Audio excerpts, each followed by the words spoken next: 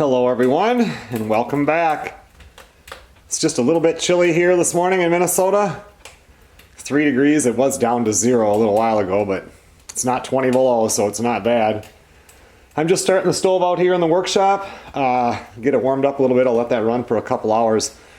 Zach and I have been talking about doing some ice fishing. I know if he can't make it up, I want to get out myself. And Melissa, she's going to be taking off to go to Louisiana here in just a few days, so I'll have some time on my hands. So I want to see if the ice auger will fire up, and I have to mix up some new gas.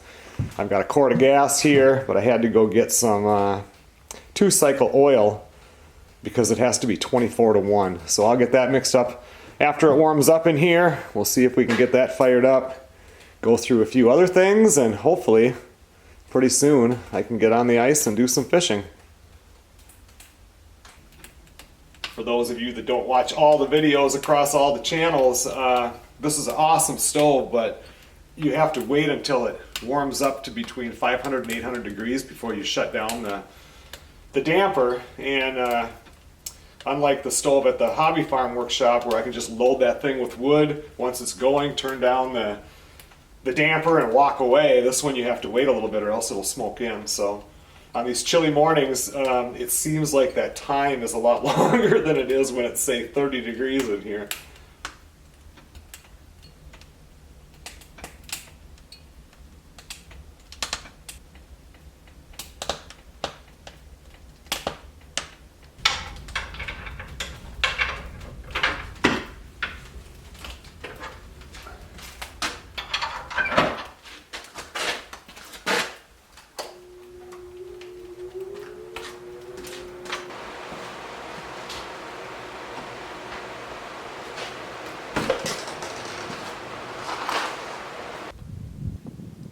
We'll come out here in a couple hours when it's warmed up.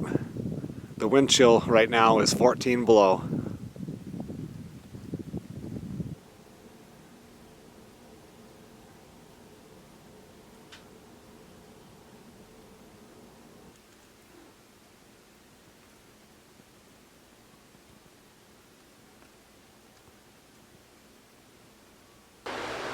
Well, it's in the afternoon now. It's 57 degrees in here. 10 degrees outside. I went looking for an ice fishing sled. You can just not find them. They are sold out at the stores anyway. But I'm back out here. I want to get the gas mixed up and see if the auger will start.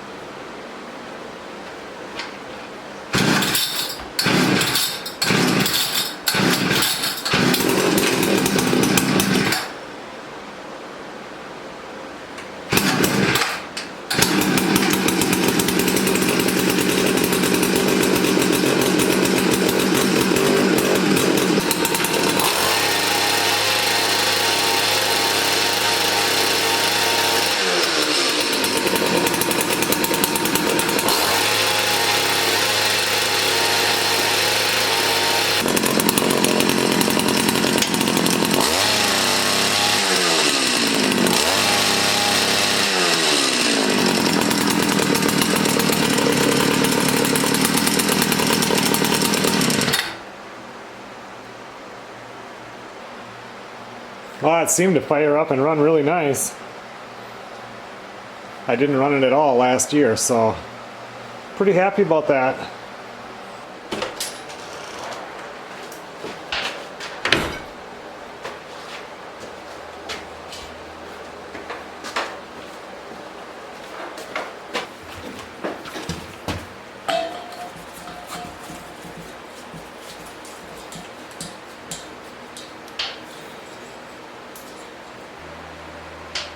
when I hook up a fresh tank like this, it takes a while to bleed the line, so I just put it on pilot and let it bleed out for a while.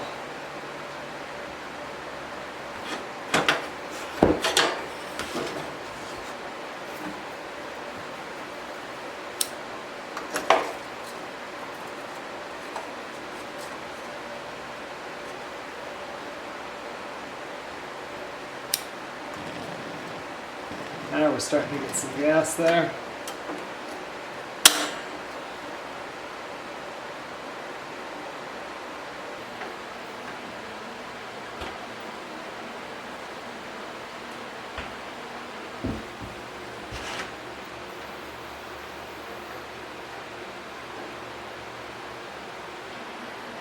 Well, we have a way to drill a hole. We have a way to keep the ice fishing house warm. The ice house is in the back of my truck right now. No need to open that up.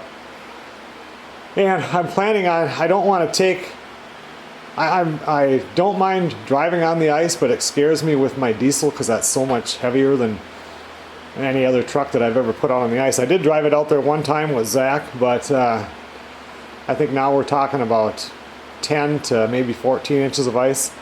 And with the diesel, 16 to 20, I feel much more comfortable with. So I'm thinking about hooking up the trailer to my truck and then just pulling the plow off the four-wheeler and throwing this on the trailer and bringing this out. I would think with the chains it'll be doing okay as long as other people have driven out there. I drove this across the field and I don't know what, 8, 9, 10 inches of snow maybe on the ground. It does not do very well.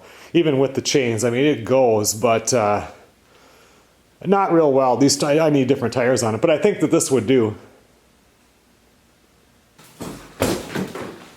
Because on the ice right now, there's not all that much snow. I mean, there's not that much snow altogether, but that wind likes to blow it on the ice, so hopefully I could get out there. I don't know if you guys watched the other channel, but I just had to put a new battery in this because it wouldn't start even at 20 degrees. Now, what is it, like 10? Or anyway, it's been a cold day. It got down to 0 last night, so I should probably see if it starts.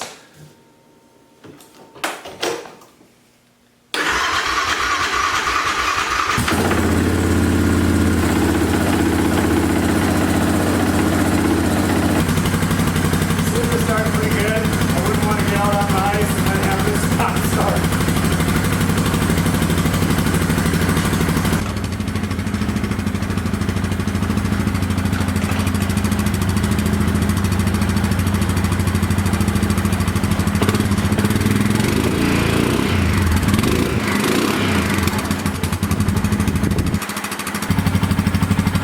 I think I'll let that run for a while so that battery is fully charged up. There's my ice house right there.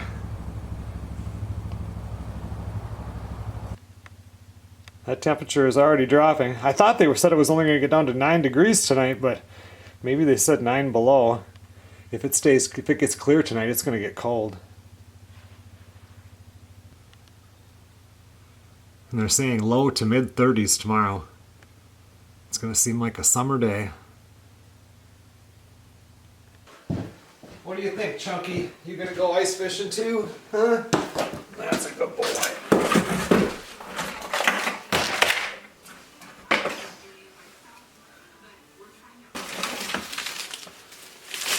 Well, I did order a sled. I finally found one online. I had to pay like 10 bucks to get it.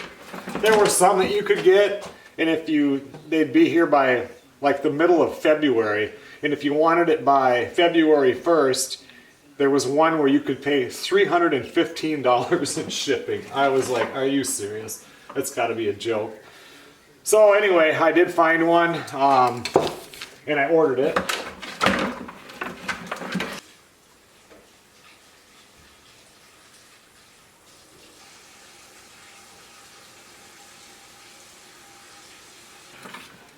And it should be here in just a few days, so that'll be nice.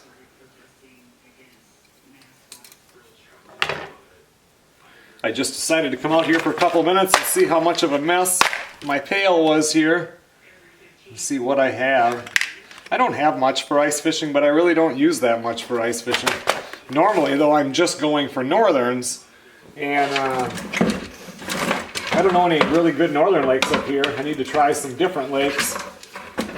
I never use these ones with the reel, but I'd like to start for at least like one of the holes. Because I was looking up online today, like when Melissa goes to work, there's a ton of people that are, not a ton, but there's a bunch of people out fishing in right on Lake Superior out there. So I looked up what they're fishing for, and they're mainly fishing for walleyes, and then they'll catch an occasional sturgeon or something. It's like it's only 6 to 8 feet deep in there, unless you get over to the channel where the ships go. But right now the ships are still going through, so you don't want to go out that far.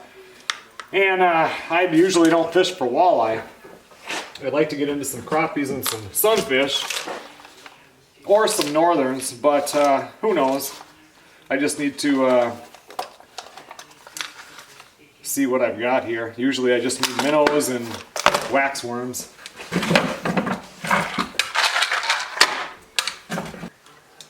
Well, this tip up looks like it's in pretty good shape. This one looks like it needs to get some new line. I guess I don't need any new line. I just need to cut off this old stuff and get it ready.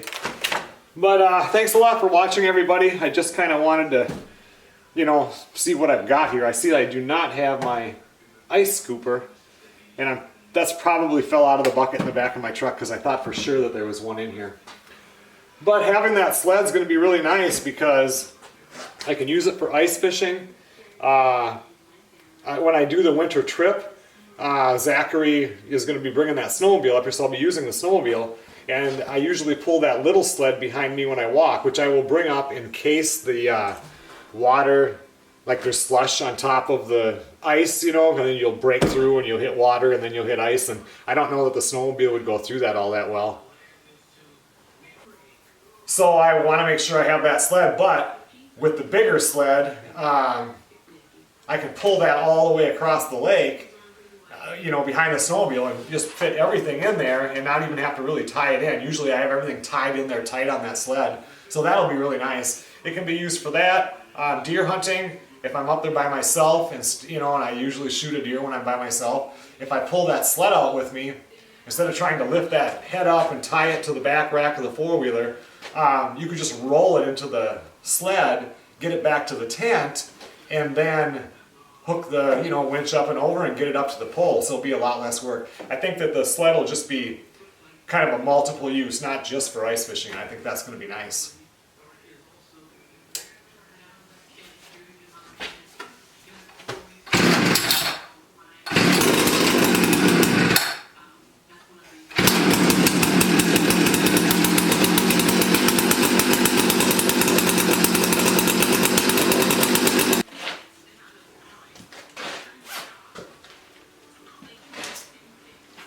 You ready to go inside, Chunky?